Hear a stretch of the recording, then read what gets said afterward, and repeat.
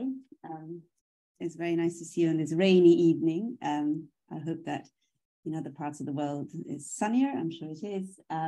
Welcome to our online audiences. Oops, I thought I'd put this off. I did the opposite.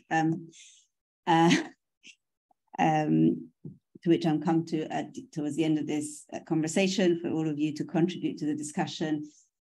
This is a public event. It's being streamed live, and a video of this conversation will be posted on the ODI website very soon. So I am especially delighted to host Raffaella here at ODI tonight for a number of reasons. But let me just say a couple of things about me, and which also explains why I'm particularly excited about tonight.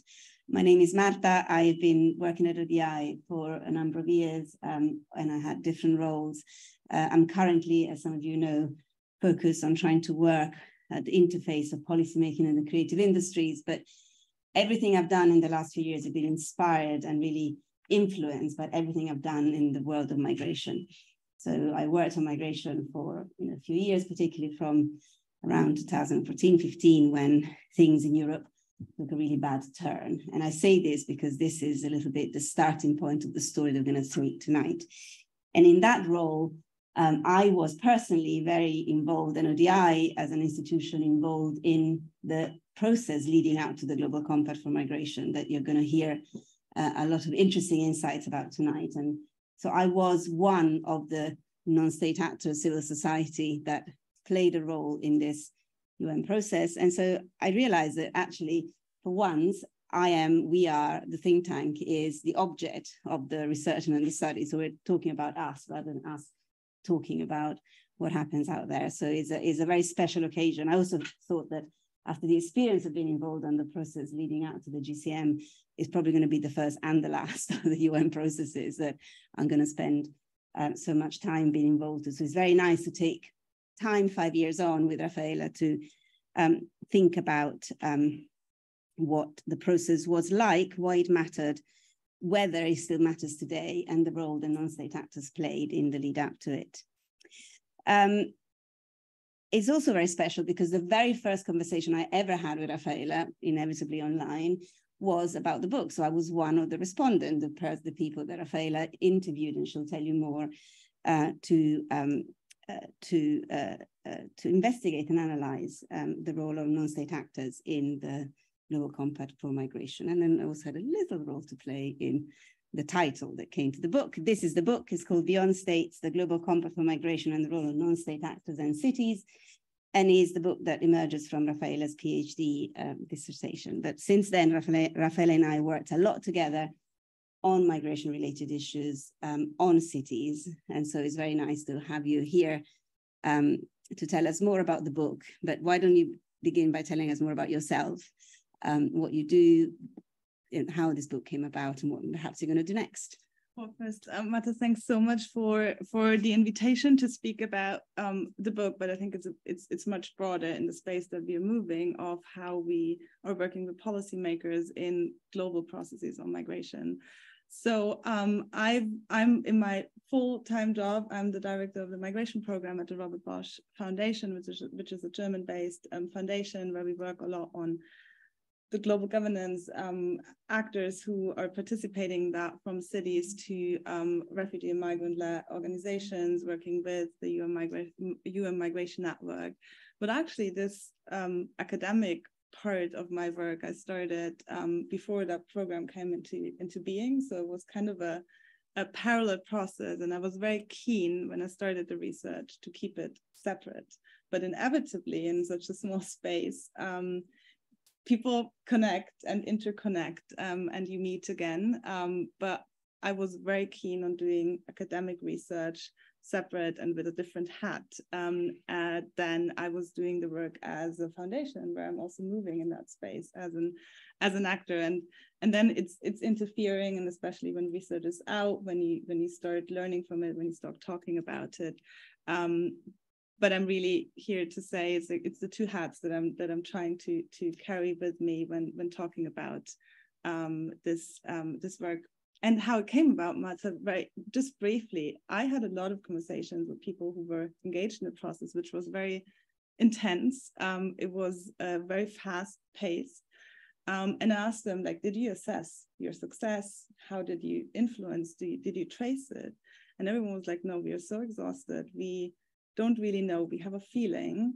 And I knew about methods that are used for 20 years in climate negotiations, where you really assess how actors other than states would influence the process, would inform text negotiations, but also the informal pieces that are part of it. So it was out there. And then we had a first landmark agreement on migration. So it was actually quite natural to think about how can you transfer that and build kind of a baseline that can be now critically discussed, people can hopefully build on, can also say that I don't think that's right. We will see. For such a thing that happened for the first time on the issue. Okay, so let's take a step back before we delve into the findings of Raffaella's research, because I realize that not everybody in the world breathes and eats and drinks migration the minute they wake up in the morning so they go back to bed at night.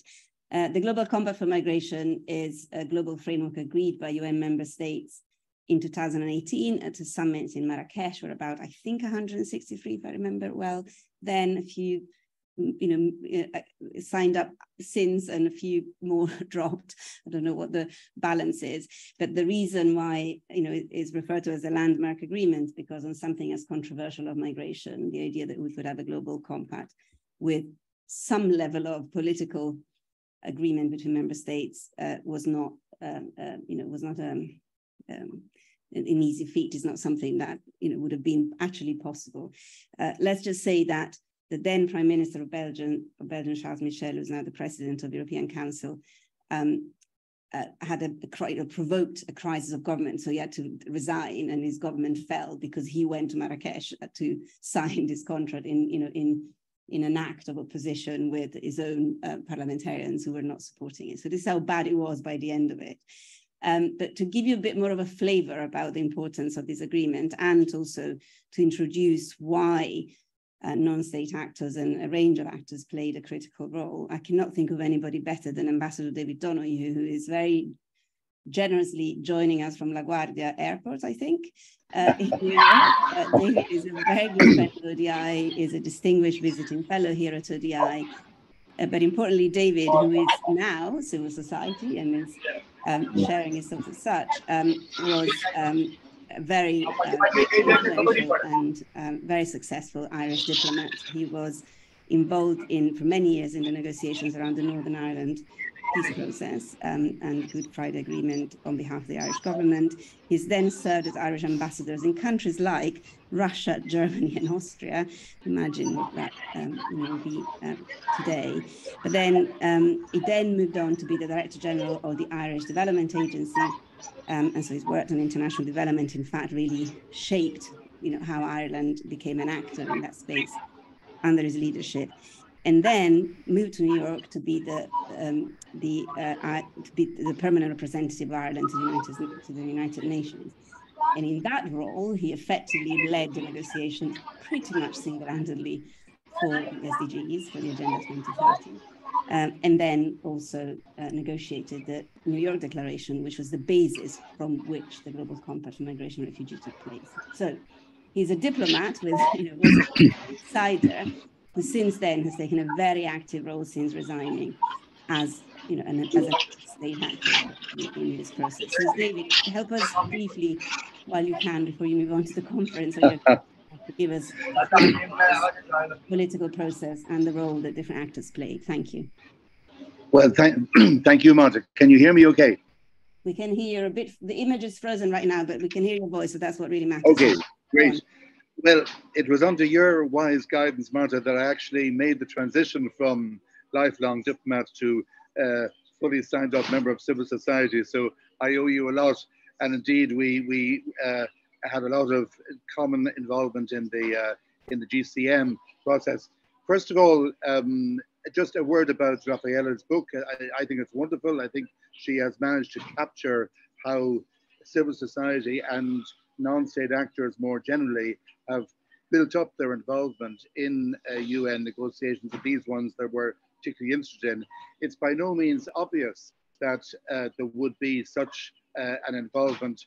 It varies, frankly, from one negotiation to another. Why is that? Because a large proportion of UN membership is uneasy about civil society involvement and tries to restrict them to one degree or another. In the case of the SDGs, we had a more liberal atmosphere, and that was partly because many countries felt that the agenda was so wide that you could not deny civil society the chance to comment. But unfortunately, when it came to the New York Declaration, which was in 2016, a more restrictive atmosphere took over. What that meant was that that member states would not engage in direct dialogue with civil society to any significant extent. That was disappointing, but this is my main point, that civil society managed in more informal ways to have a real impact on the negotiations, and that involved either having direct contact with the co-facilitators or providing written submissions, group statements. And a good example of how civil society has an impact is that Marta herself, as a prominent member at that time, succeeded in getting important language about mobility and labor skills into the text of the GCM, which was a great tribute both to her advocacy skills, but also to her expertise. It's always better if you have an advocate who is also an expert. But so really, Raffaella's book shows in very comprehensive, in fact, fascinating detail how progressively non-state actors have moved into that space. I hope it is a baseline, as Raffaella said. I hope that we can regard this as a platform and just build from here. We've had some experience so far of the role that was promised civil society in the GCM, namely they are actually involved in GFMD. They're also involved in the UN Migration Network. They're involved in the regional consultations about the compact, and they've also been involved in the IMRF itself. So all of that flows from the various ways in which they were able to influence the outcome of the GCM. I'd let it go with that, Martha, just for now, but really to say I welcome Raffaella's book and indeed this event. I think it's very timely and valuable to show what non-state actors are capable of achieving in a very difficult negotiation like the GCM. Thank you, David. And we can hear in the background that things are getting busier around you. Stay with us. I will. For a bit longer, but of course we understand if you need to move on. And I hope you travel safely to New York, and good luck with your conference. Thanks, Bob. The UN system is always very lucky to have your wisdom that you continue to share with all of us about your experience. Okay, so we now know a little bit about the Global Compact, and let's now delve into your book and your findings and civil society and non-state actors' engagement in the process, but perhaps help us to understand what the process looked like, what it entailed, and give us a flavor. We keep referring to how controversial it was and what happened for us along the way that made this process pretty unique and in some ways controversial. So, well, as David said, there was, if you look at the pure negotiations, that only took 5-7 months. It was a very, very brief state-led negotiation process that led to the final agreement. But if you take the bigger picture, there's almost, I would argue, 15 to 20 years that you need to take into account of getting us there, from the establishment of a global forum on migration and development that has been operating outside the UN system, bringing in a lot of governments, step by step, bringing in civil society, then the private sector, all of that coming to a moment when 2015 happened, European states being very affected, having a crisis mode, not an actual crisis, but crisis mode because of arrivals, with an opportunity of bringing migration into the UN system and really working hard to convince people in the UN system to make that an agenda item, leading to the New York Declaration that David was co-facilitating. I would say luckily, because David was someone who was very much engaging with civil society, and as you said, through the SDG process. So it was very much driven by certain individuals during that time who had knowledge and expertise. And then out of the New York Declaration came 2 compacts, and I'm not talking, we have 40 minutes left for the event, not talking refugee regime and all of that has been in existence, but broadly migration. So the Migration Compact, which is really I would say, the political negotiations, the political strand of the first time UN member states, the international system coming together to talk migration at the UN and not outside the UN. In 3 phases, and it sounds very technical, but it's important, and it sounds basic, but how you set up a process is so crucial for the outcome. So with the first consultation phase, that was very broad, that was very inviting to people, and David said that not many member states actually attended and listened when so many of the very fascinating actors came in and brought in ideas. And then there was a second phase, very brief stock taking, seeing where we are at, bringing states and non-state actors together for the first time, cities coming in, and then the very brief negotiations with a large break then until the compact actually was adopted. Maybe just briefly in terms of the what it has changed and on the international level, before I come to the controversies, because they surely were there. I think first it was a political negotiation, but it brought really a new common language that we have when we talk about migration globally, that a lot of actors actually use without saying it's the Global Compact, because it had political tensions. But a lot of governments say it's helpful. We have infrastructure. We have the IOM joining the UN system that happened during that time. You established a UN migration network that is coordinating, and someone from networks like that was the hardest job I had ever had to do, because it's states, international organizations, civil society, municipalities, all the stakeholders on various themes, bringing them together in the system, which is a very hard task. And you have funding, you have a Migration Multi-Partner Trust Fund. It doesn't get to the financing piece that was expected, but there are mechanisms. And it was a moment where a lot of new actors came into that system and engaged and made themselves relevant. So it was a big process, an important process for the topic of migration. And on the controversies, I mean, you mentioned it in the beginning, so many, especially Western governments, fell over the compact because there was always the fear of losing sovereignty. If you sign off something that is interstate, there was a lot of discussion, what is the treaty, what is the compact, and the US left the negotiations already in they didn't even get to the negotiations. So under Trump, which probably some of the people I spoke with said we wouldn't have had a compact as it is if that administration would have been part of that. In Germany, huge debates, and the poor Swiss co-facilitated the process, didn't adopt the compact to date. So we have a result of a lot of governments signing off on this, but some key governments, even like the Swiss, they need the GFMD and they need other processes because they cannot engage in that global compact.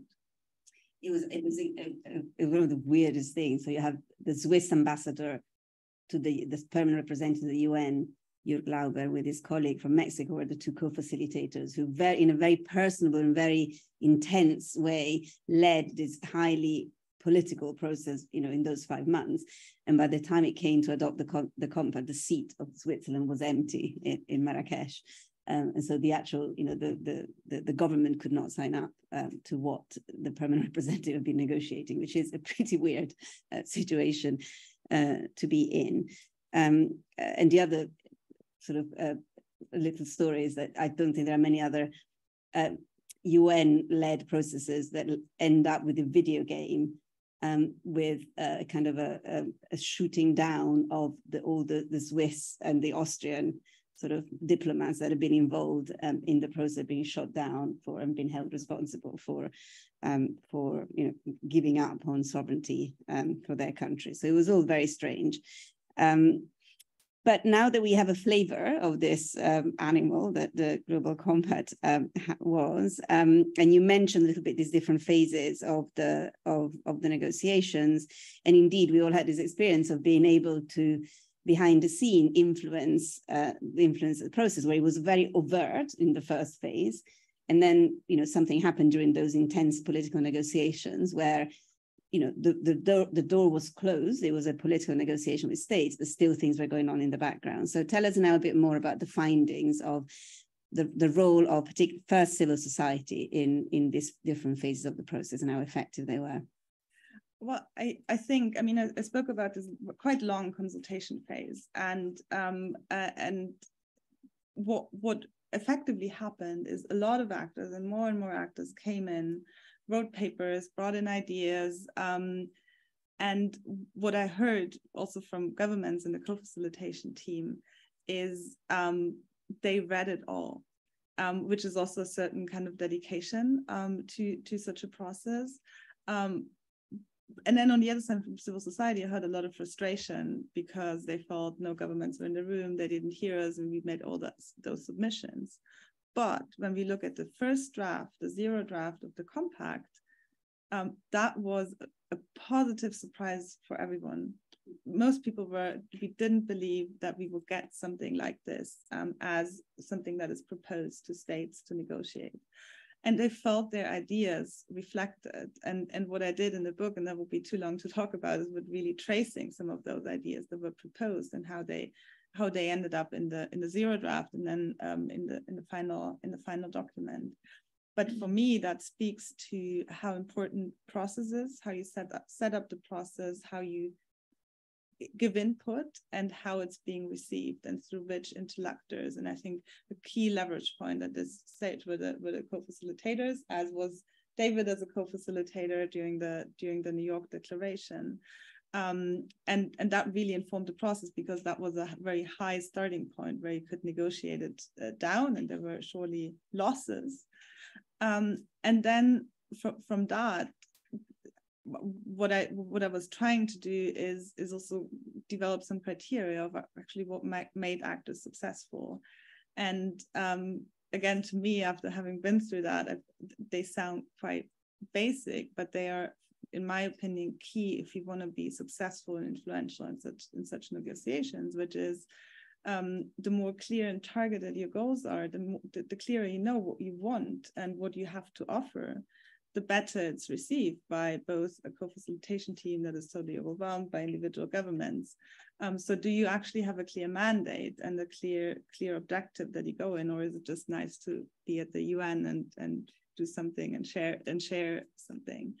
And there are very good examples of, I don't know, the International Detention Coalition, who was going really strong on opposing the concept of detention during that process. Then the more actors worked in alliances and coalitions and brought forward joint statements, or it was multi-stakeholder. For example, we had the initiatives on child rights in the Global Compact, governments, UN agencies, civil society, all coming together and putting forward joint statements, recommendations in the negotiation process, or actually also joint proposals for the text. And when speaking on, and that is what I try to do in the research, not only with civil society themselves, how they perceived it, but I spoke with a number of governments, representatives from international organizations. I looked at the text, and those were those coalitions that were most successful because it gave them credibility.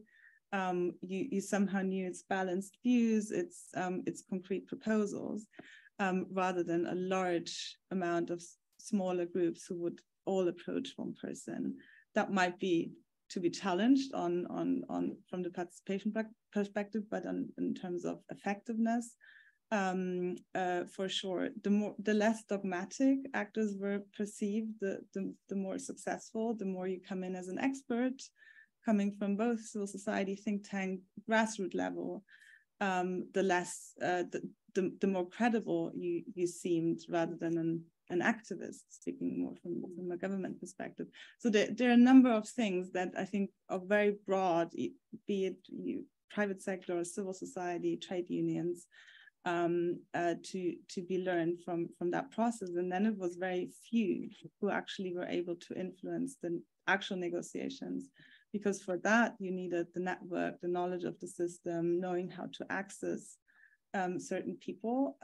Also, that sounds clear, but how do you build that connections if the processes have always been outside the UN system? If you didn't know how things were working, you only knew the GFMD process. So it's much more the beginning, and we are 5 years in, and actors are much more experienced. They learned of building that. If you compare it to the human rights space or the climate space, where actors are moving for many years, and knowing who does what and who to speak with on what matters. Let me ask you a follow-up question. First, GFMD, again, for the people who are not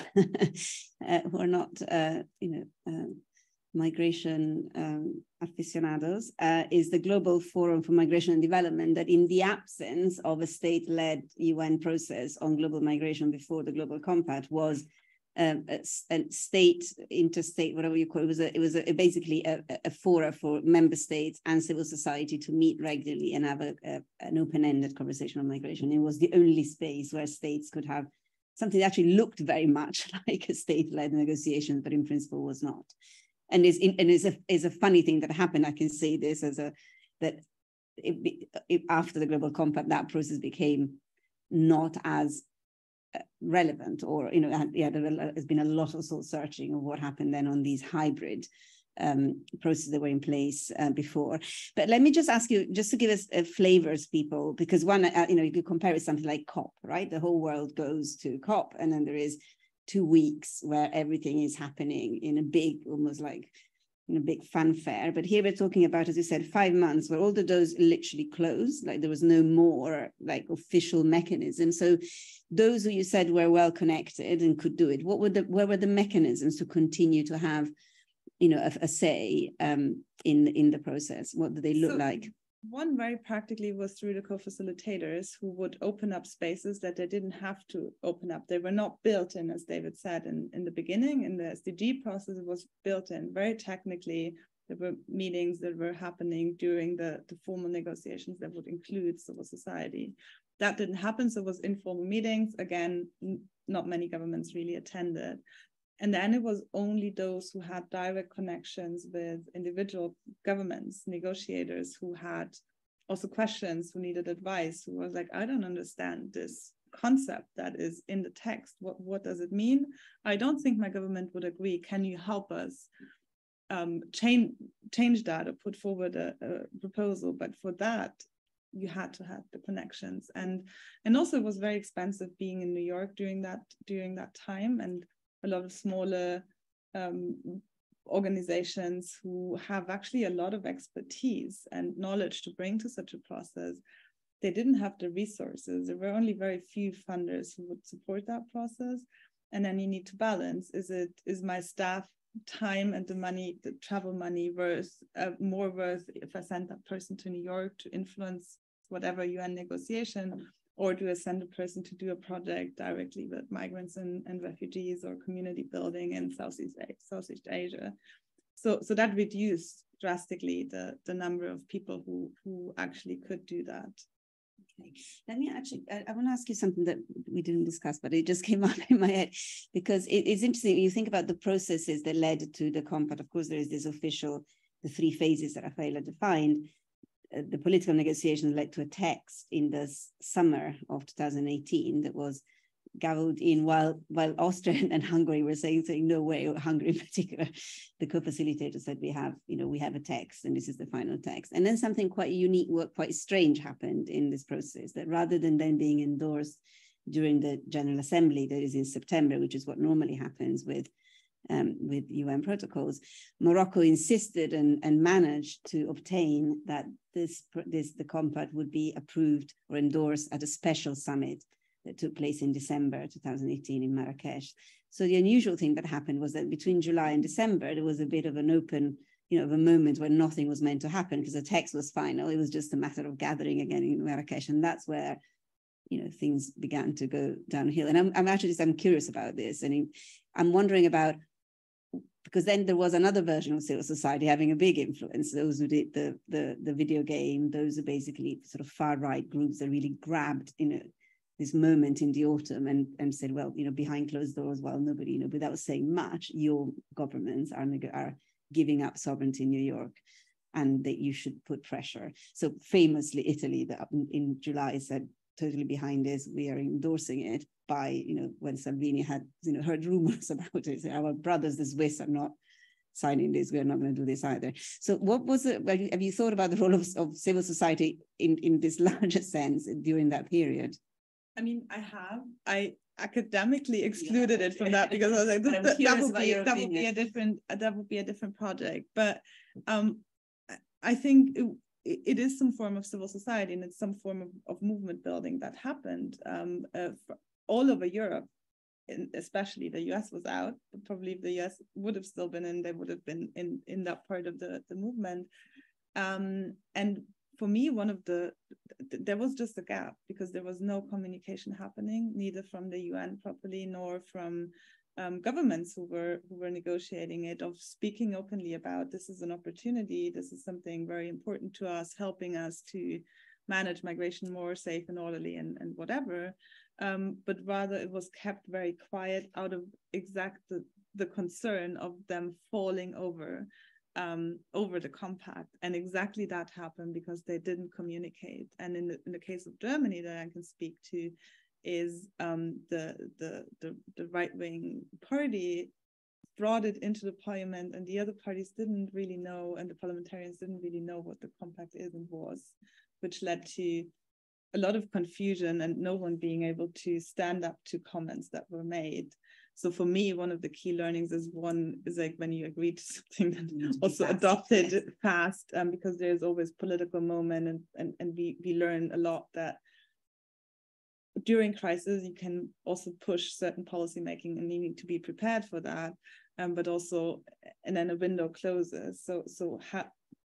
And then it's the whole piece around communication, and that both for the UN, that wasn't equipped, also because IOM was not in a leading role at the time. I don't know if they would have been the best actor to do that, probably not, but also the governments didn't.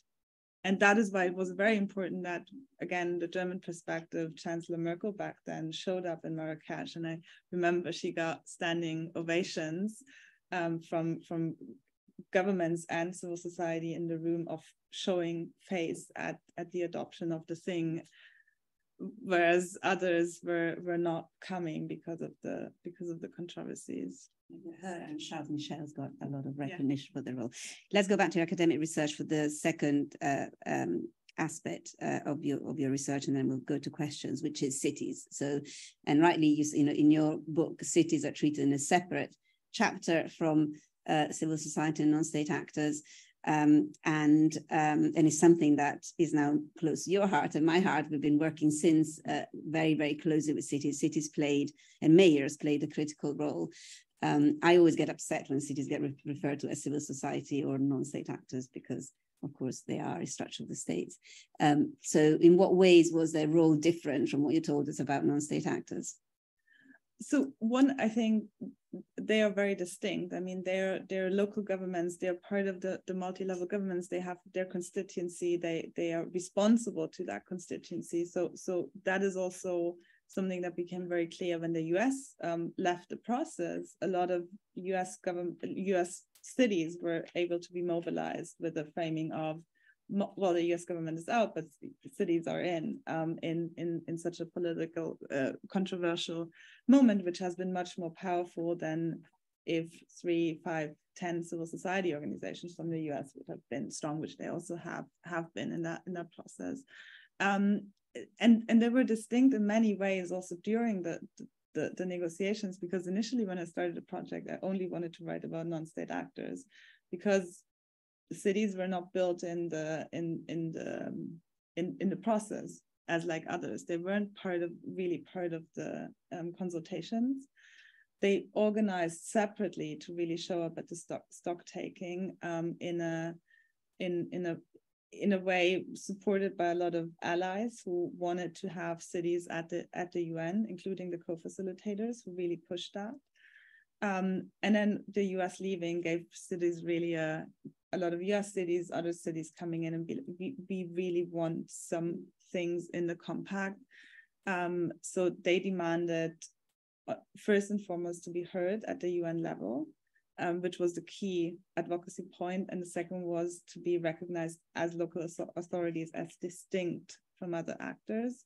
And then there were a few content related questions, but I think for cities in comparison to civil society was their recognition.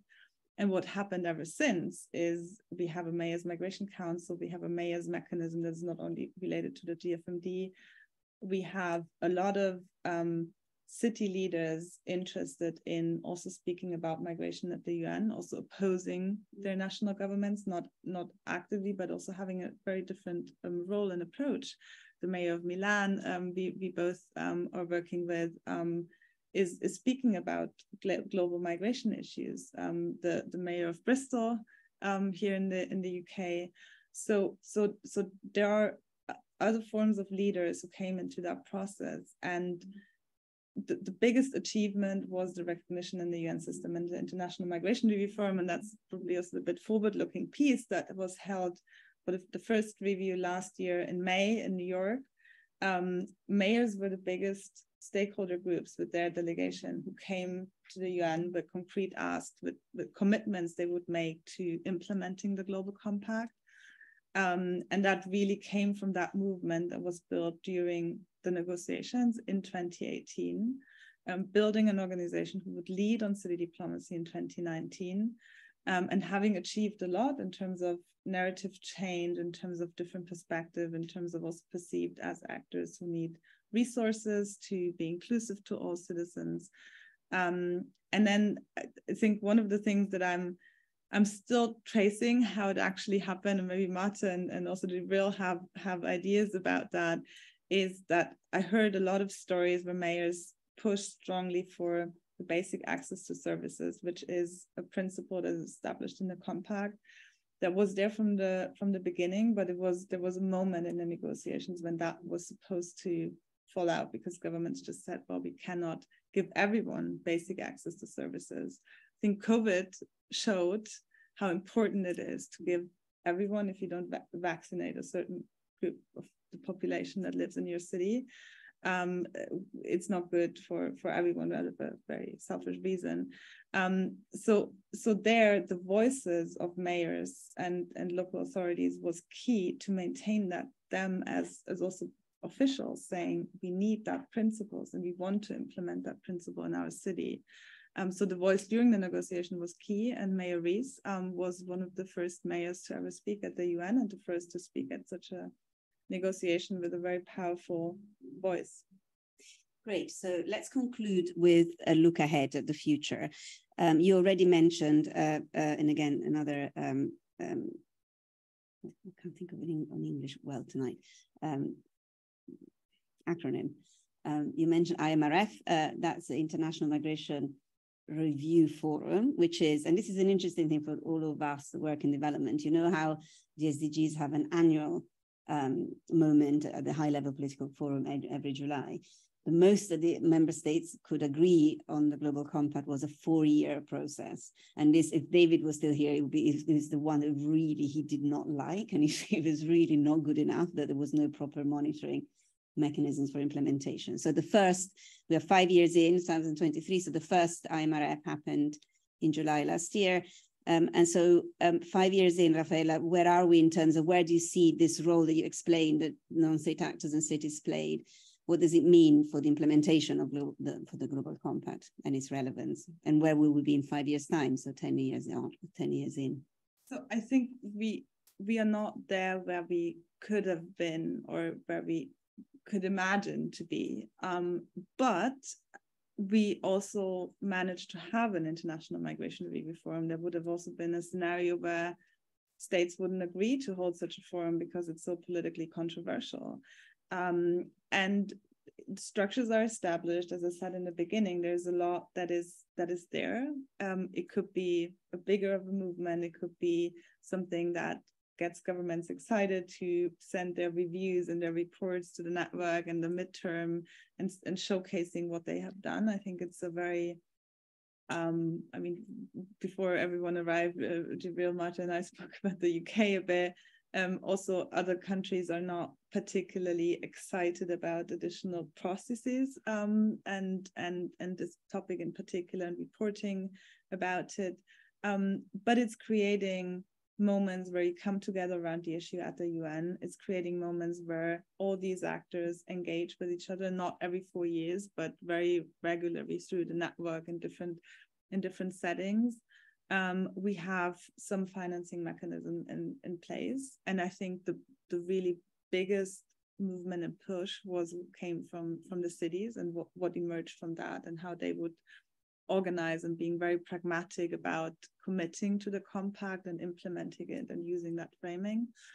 If I think of the next 5 years, I think it's the community will do a good job if we have a next IMRF review forum in 2026 that is bringing a larger constituency of people that is talking about the future and actually very positively about migration in a way what migration can do. And if we sort out the different fora and processes that are very confusing at the moment, and it's too much on what you do on migration issues on the global and the regional level. So it's not overly like wow, but there is something there that we can work with. Okay, so a balanced assessment. And on that, I think, Jibril, that's your time to come in to give us some your views on this and some of your perspective, again, as an insider that also has experience of working with the private sector, which we always forget, but is a key represent, is a key non-state actor. Jibril is partner at JK Partners and works with a number of particular African governments and African businesses and had, is one of those actors with me in the corridor, negotiated some access during the process. And currently visiting Professor Prasad at the LSE.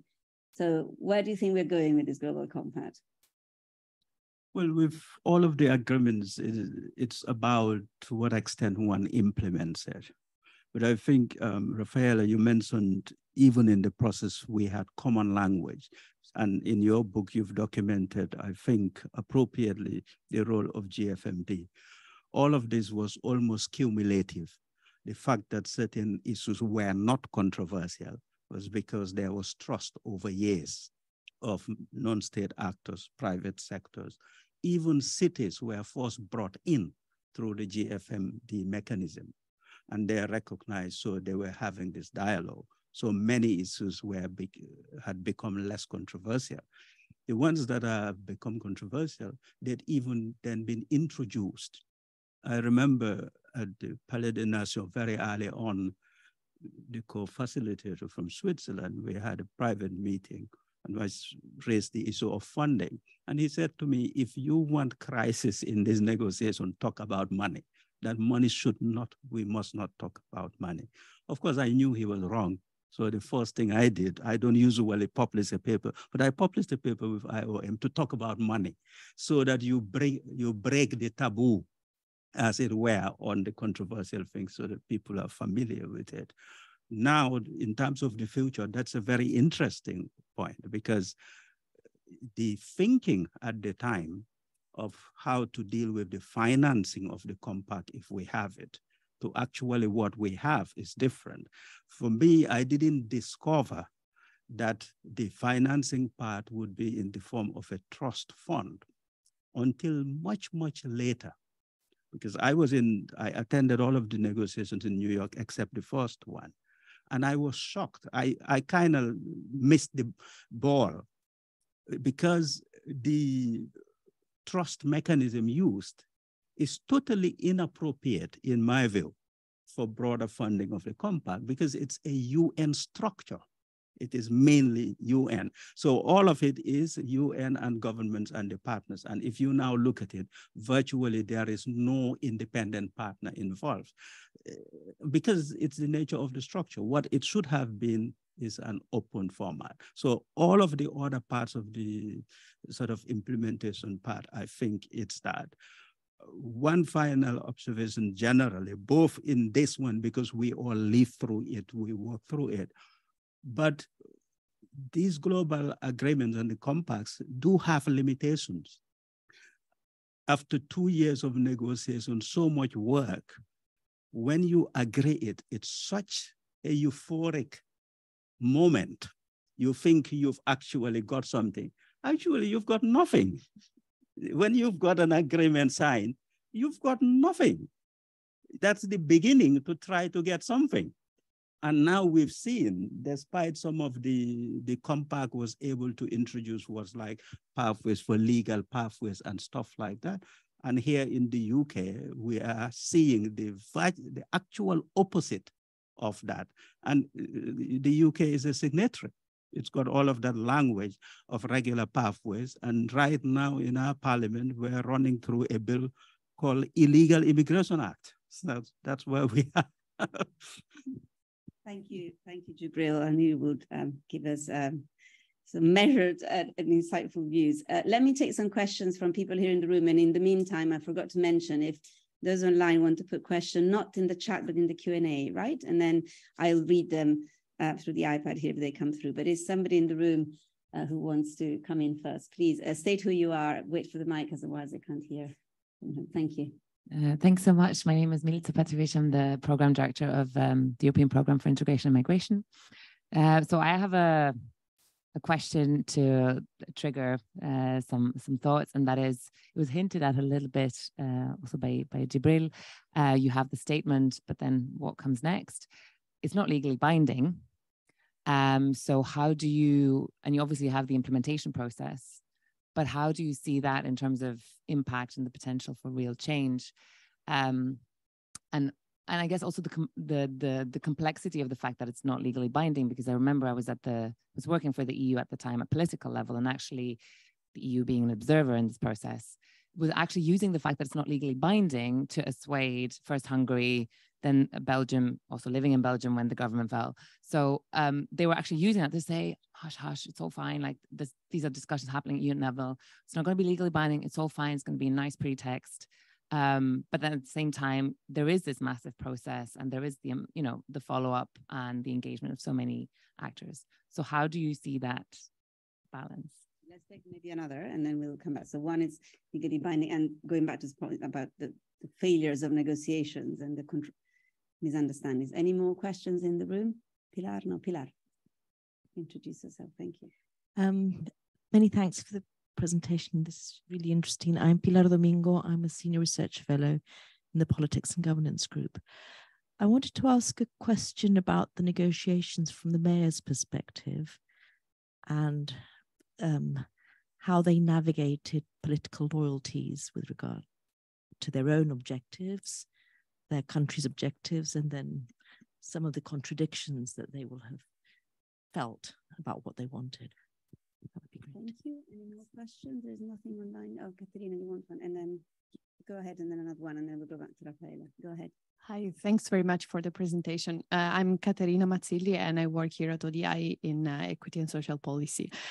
My question is very simple. So you mentioned that there were quite only a few influential actors from the civil society. So I was wondering if you can give some more specific examples on who they were, and also which proposals that they made were then in the end included in the compact.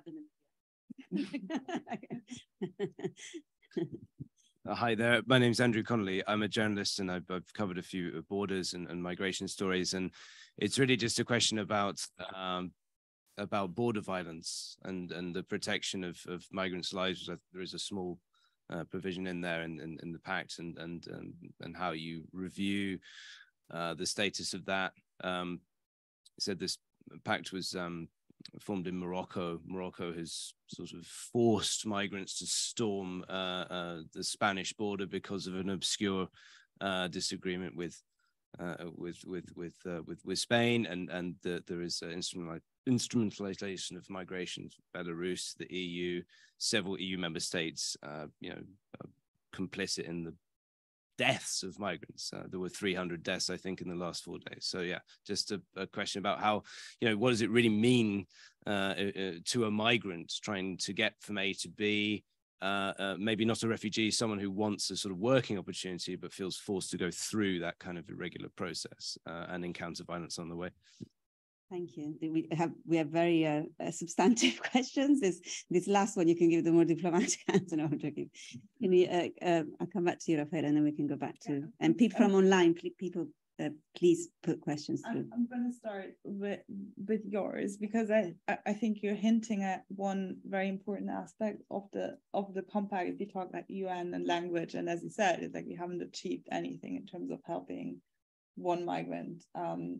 One person on the move, and especially when it comes to borders and protection, we saw some stepping back of governments behind agreements that have been out there before.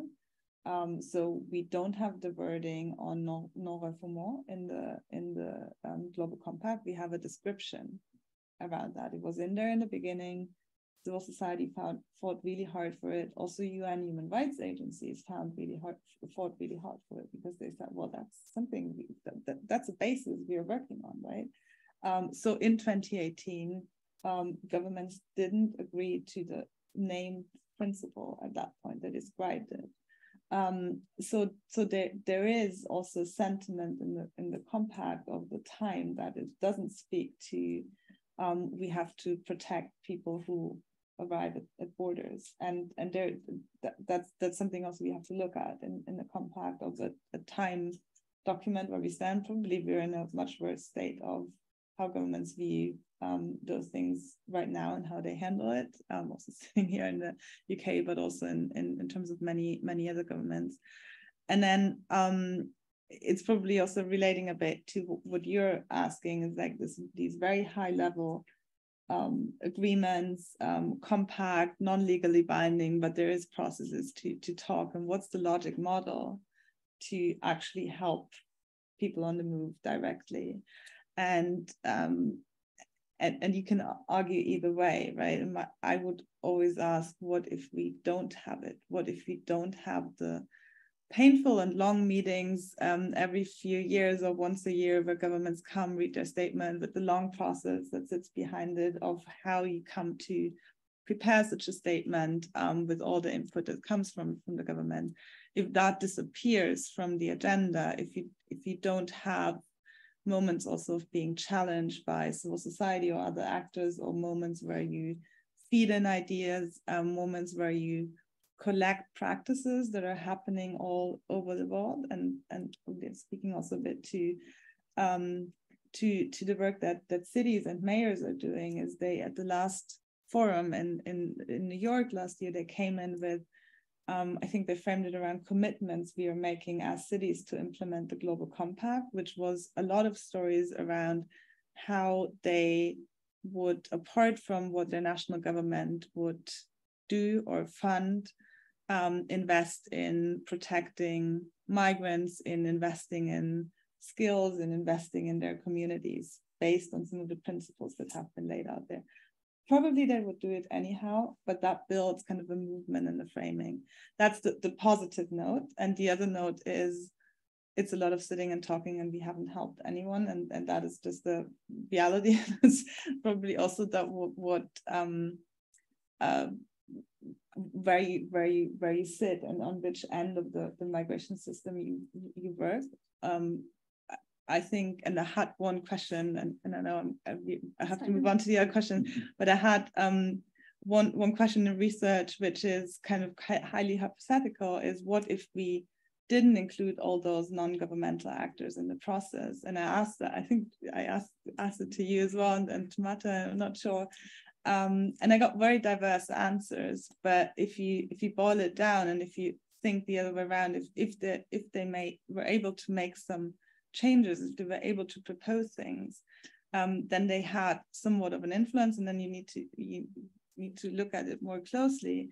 But if it was purely intergovernmental, just states for 4 or 5 months speaking about migration, driven by a lot of Western governments, you would have either no document, or you would have a document that is very much talking about borders in a very different way than probably many of us here in the room would want that, and that would also be guiding governments.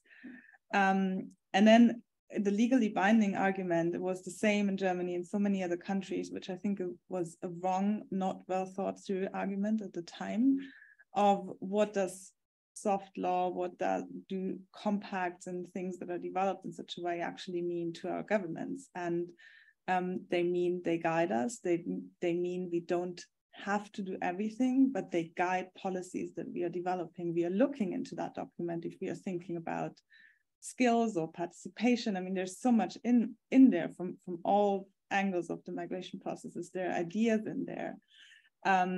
So that was a kind of a failure in many ways.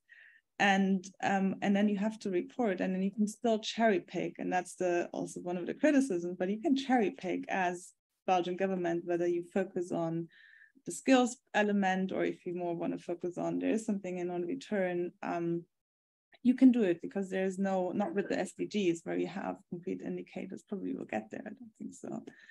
And then on who were the people from civil society, I think very strong was, and everyone who's listening or rewatching that is not that there were a lot, and a lot of great and important actors. I think very key was the Civil Society Action Committee, which coalition again came forward with something that was called 10 Acts on the Global Compact, with concrete demands that they pulled together.